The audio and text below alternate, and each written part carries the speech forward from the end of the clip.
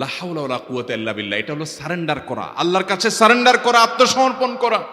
মানে আল্লাহ ছাড়া কোনো ভালো কাজ করার ক্ষমতা কারণ নাই, করার তৌফিক দেওয়ার ক্ষমতা কারণ নাই, আর পাপ থেকে বাঁচানোরও ক্ষমতা কারণ নাই।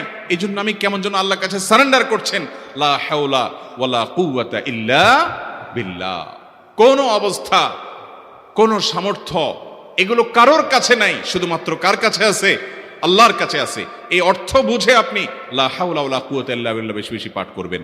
নবী করিম সাল্লাল্লাহু আলাইহি সাল্লাম বলেছেন, তোমাদেরকে কি আমি জান্নাতের একটা ভান্ডারের খবর দিব, যেটা জান্নাতের ভান্ডার, সওয়াব টওয়াব না, সাধারণ অল্প স্বল্প সওয়াব না, পুরো জান্নাতের ভান্ডারের সন্ধান দিয়ে দিব। সাহাবা একরাম তো চাইতেনই সেটা। নবীজি সাল্লাল্লাহু আলাইহি সাল্লাম তখন বলেছেন যে লা হাওলা ওয়ালা কুওয়াতা ইল্লা বিল্লাহ, এটা হলো কানজুম মিন কুনুজিল জান্নাহ, জান্নাতের ভান্ডার সমূহের